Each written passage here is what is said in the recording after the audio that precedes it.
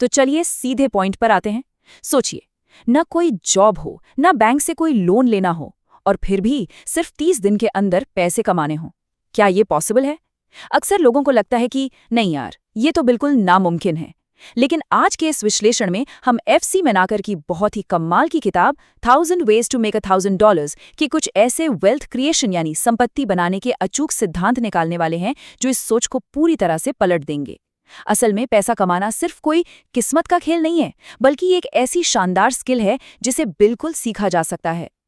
अब एक बहुत ही दिलचस्प बात, ये साल देखिए 1930।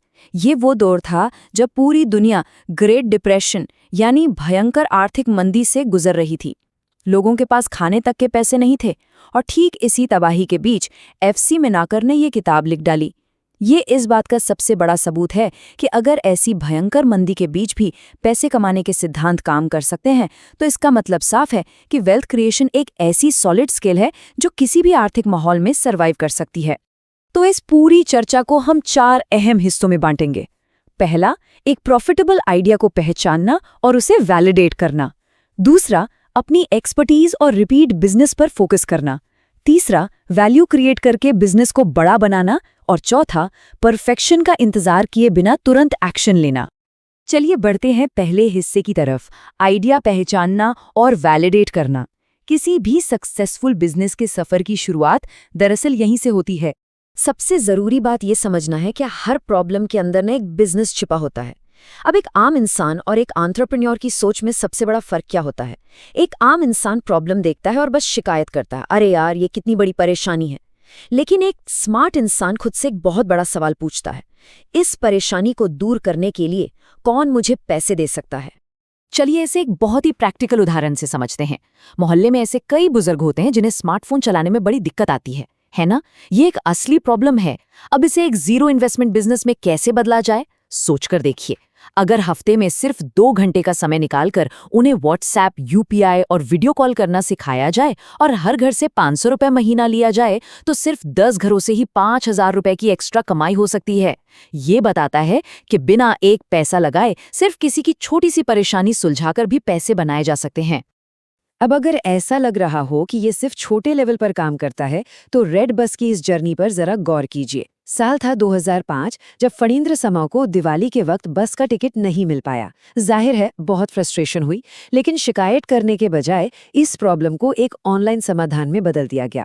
2006 में महज 5 लाख रुपए से शुरुआत हुई और 2013 आते आते वही कंपनी आईबीबो ग्रुप ने 800 करोड़ रुपए में खरीद ली। देखिए, कोई नई चीज इन्वेंट करने की बिल्कुल जरूरत नहीं है, बस ये देखना है कि लोगों को किस चीज की सख्त जरूरत है और उन्हें वही सुविधा दे देनी है। आइडिया तो मिल गया, पर लोग सबसे बड़ी गलती क्या करते हैं? बिना सोचे समझे पैसा लगा देते हैं। यहाँ मेनाकर का एक बड़ा ही पावरफुल रूल आता है, पहले बेचो बाद में बनाओ। एक टिफिन सर्विस का ही उदाहरण ले लेते हैं। महंगा किचन सेटअप लगाने से पहले सिर्फ 10 दोस्तों को मैसेज करके पूछना चाहिए कि क्या आप 100 रुपए में डेली घर का खाना लेंगे। अगर 5 लोग भी हाँ बोलते हैं और कमिटमेंट देते हैं, केवल तब जाकर अपना किचन सेटअप करना चाहिए। ये होती है सही वैलिडेशन। आज के जो बड़े बड़े आधुनिक स्टार्टअप्स हैं ना, वो बिल्कुल इसी लॉजिक पर चलते हैं। गलत तरीका ये है कि 6 महीने लगाकर कोई प्रोडक्ट बनाया, उसे मार्केट में लॉन्च किया और फिर पता चला कि उसे तो कोई खरीदना ही नहीं चाहता। इसमें पैसा, समय और एनर्जी सब बर्बाद। सही तरीका हमेशा यही है कि पहले कस्टमर ढूंढिए, उनका कमिटमेंट लीजिए और उसके बाद ही प्रोडक्ट बनाकर डिलीवर कीजिए। और मजे की बात तो ये है कि ये मॉडर्न स्टार्टअप लॉजिक मेनाकर ने 1930 में ही दे दिया था। चलिए अब बढ़ते हैं अपने दूसरे अहम हिस्से की तरफ, एक्सपर्टीज और रिपीट बिजनेस। यहाँ हम देखेंगे कि अपने अंदर की स्किल्स का असली फायदा कैसे उठाया जाए।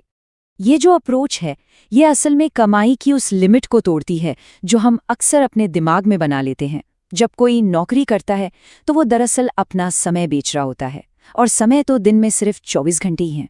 यहाँ एक चार्टर्ड अकाउंटेंट यानी सीए की तुलना करके देखें। सिर्फ फुल टाइम जॉब में एक फिक्स्ड सैलरी ही मिलेगी, लेकिन अगर समय के बजाय ज्ञान बेचा जाए, जैसे 5 अलग अलग व्यवसायों को पार्ट टाइम कंसल्टिंग दी जाए, तो बिना पूरा समय एक ही जगह दिए उस एक्सपर्टीज के दम पर कई ज़्यादा पैसा कमाया जा सकता है। अब शायद दिमाग में आए कि भाई सीए जैसी बड़ी डिग्री तो नहीं है, लेकिन इन रोजमर्रा की आम स्किल्स को देखिए। एक्सेल में स्पीड होना, कैनवा पर शानदार डिजाइन बनाना, रील्स एडिट करना या एआई से इमेजेस जनरेट करना, ये सब बहुत बड़ी एक्सपर्टीज हैं। मिनाकर बहुत साफ कहते हैं कि किसी व्यक्ति की एक्सपर्टीज दूसरों के लिए बहुत कीमती है, क्योंकि जो काम एक इंसान को आता है वो कई लोगों को बिल्कुल नहीं आता। बस उस स्किल को सही तरीके से पैकेज करके बेचना आना चाहिए। और जब एक बार कोई कस्टमर बन जाए तब शुरू होता है ये बड़ा सिद्धांत, रिटेंशन ओवर एक्विजिशन। आसान शब्दों में कहें तो एक नया कस्टमर लाने में बहुत ज्यादा एनर्जी और पैसा लगता है, लेकिन जो एक बार जुड़ चुका है उसे दोबारा अपनी सर्विस बेचना 5 गुना ज्यादा आसान होता है। यही रिपीट कस्टमर्स आगे चलकर किसी भी स्टेबल इनकम की असली रीढ़ की हड्डी बनते हैं। इसे एक बहुत ही शानदार उदाहरण से समझते हैं। एक आम पेंटर क्या करेगा? काम खत्म किया, पैसे लिए और गायब, कभी पलट कर नहीं पूछेगा। पर एक स्मार्ट पेंटर 6 महीने बाद मॉनसून निकलने पर खुद फोन करके पूछेगा, सर बारिश के बाद दीवारों पर कोई सीलन तो नहीं आई? सोचकर देखिए, ये प्रोएक्टिव सर्विस तुरंत उस ग्राहक का दिल जीत लेगी। ये बिल्कुल उस लोकल नाई यानी बार्बर जैसा है जिसके पास 50 रेगुलर ग्राहक होते हैं। उसे रोज नए लोग खोजने की टेंशन नहीं होती। यही है रिपीट बिजनेस का असली जादू। अब आते हैं तीसरे बड़े पड़ाव पर, वैल्यू क्रिएट करके स्केल करना। जब ग्राहक और आइडिया दोनों मिल जाएं, तो उसे बड़ा कैसे बनाना है, आइए इस पर बात करते हैं। अक्सर होता यह है कि लोग या तो बहुत बड़ा सोच लेते हैं और शुरुआत ही नहीं कर पाते, या फिर इतना छोटा सोचते हैं कि कभी ग्रो ही नहीं करते। अब इस होम बेकर की जर्नी ही देख लीजिए। कहानी शुरू होती है सिर्फ अपने दोस्तों के लिए एक चॉकलेट केक बनाने से।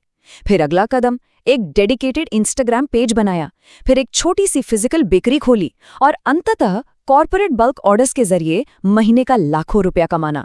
हर बड़ा एम्पायर ऐसे ही छोटी सी शुरुआती हरकत से बनता है। और ये फंडा न सिर्फ छोटे बिजनेस पर लागू होता है, बल्कि दुनिया के सबसे बड़े ब्रांड्स पर भी। मैकडॉनल्ड्स का ही उदाहरण ले लीजिए। आज 100 से ज्यादा देशों में इनका नाम है, पर शुरुआत कहाँ से हुई? सड़क किनारे एक छोटे से बर्गर स्टॉल से। फॉर्मूला बड़ा ही सिंपल है।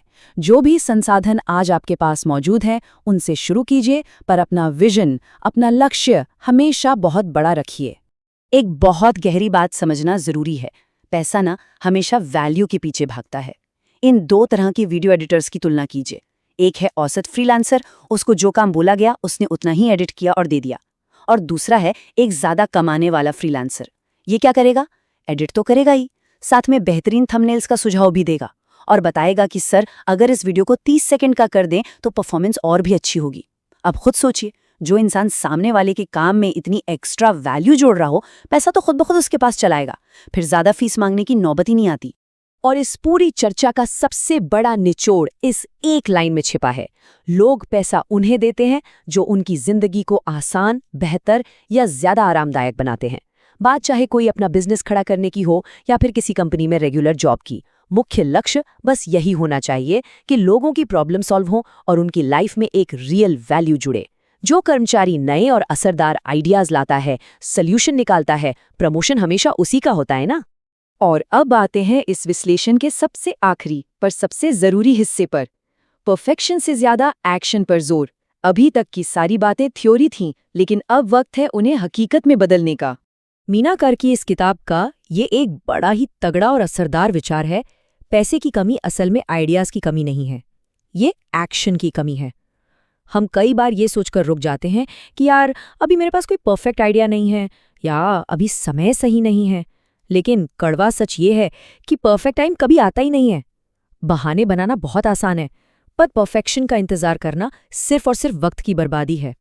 तो चलिए इस विश्लेषण को एक ऐसे सवाल के साथ खत्म करते हैं जो सच में सोचने पर मजबूर कर दे।